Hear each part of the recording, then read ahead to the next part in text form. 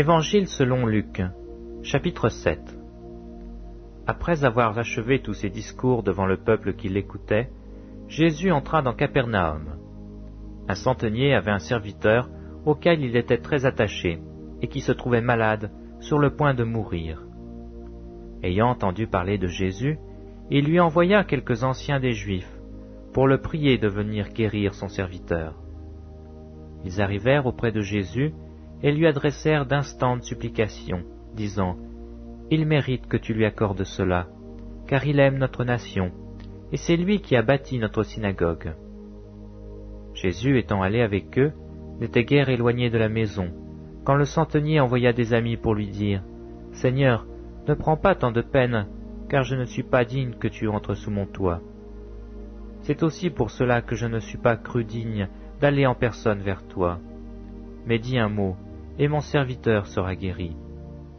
Car moi, qui suis soumis à des supérieurs, j'ai des soldats sous mes ordres, et je dis à l'un, va, et il va, à l'autre, viens, et il vient, et à mon serviteur, fais cela, et il le fait. » Lorsque Jésus entendit ces paroles, il admira le centenier, et se tournant vers la foule qui le suivait, il dit, « Je vous le dis, même en Israël je n'ai pas trouvé une aussi grande foi. » De retour à la maison, les gens envoyés par le centenier trouvèrent guéri le serviteur qui avait été malade.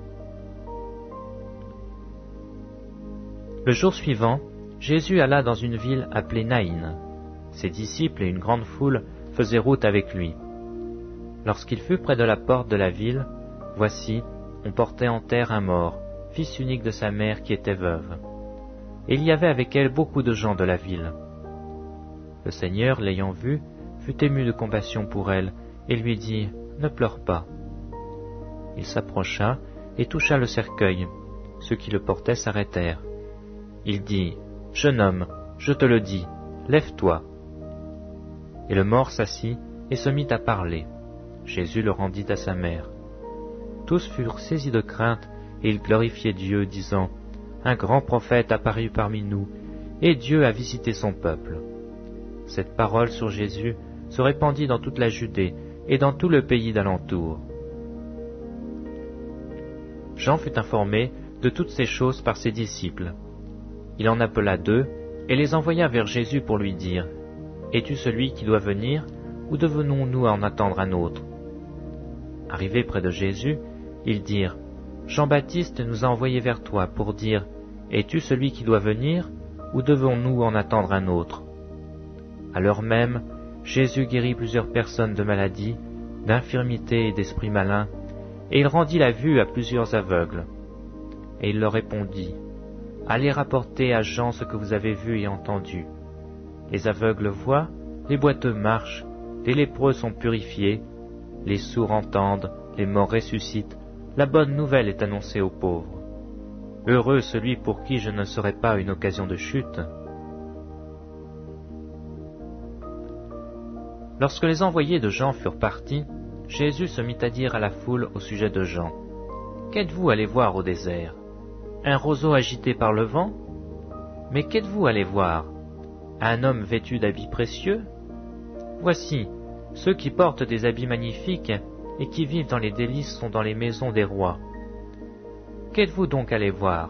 Un prophète? Oui, vous dis-je, et plus qu'un prophète.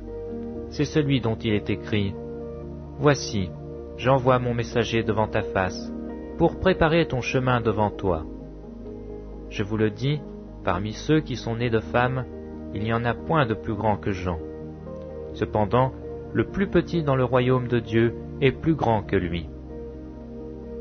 Et tout le peuple qui l'a entendu, et même les publicains, ont justifié Dieu en se faisant baptiser du baptême de Jean.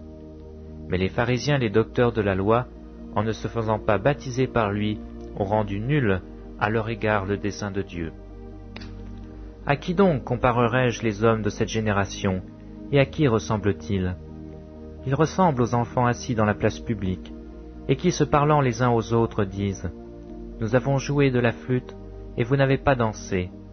Nous vous avons chanté des complaintes, et vous n'avez pas pleuré. » Car Jean-Baptiste est venu, ne mangeant pas de pain et ne buvant pas de vin, et vous dites, il a un démon. Le Fils de l'homme est venu, mangeant et buvant, et vous dites, c'est un mangeur et un buveur, un ami des publicains et des gens de mauvaise vie. Mais la sagesse a été justifiée par tous ses enfants. Un pharisien pria Jésus de manger avec lui. Jésus entra dans la maison du pharisien et se mit à table. Et voici une femme pécheresse, qui se trouvait dans la ville, ayant su qu'il était à table dans la maison du pharisien, apporta un vase d'albâtre plein de parfums, et se tint derrière, aux pieds de Jésus. Elle pleurait, et bientôt elle les mouilla de ses larmes, puis les essuya avec ses cheveux, les baisa et les oignit de parfum.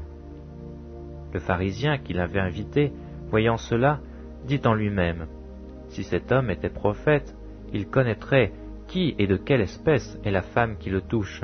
Il connaîtrait que c'est une pécheresse. » Jésus prit la parole et lui dit, « Simon, j'ai quelque chose à te dire. »« Maître, parle, répondit-il. » Un créancier avait 2 débiteurs.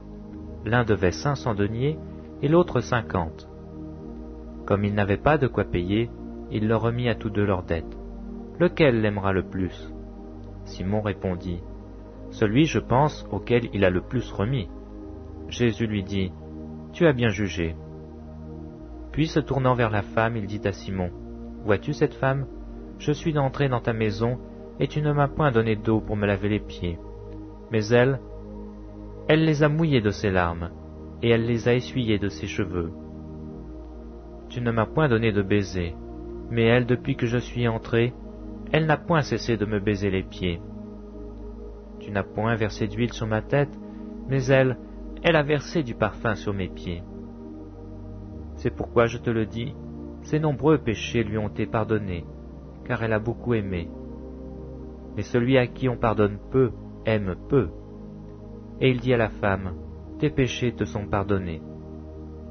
Ceux qui étaient à table avec lui se mirent à dire en eux-mêmes, qui est celui qui pardonne même les péchés?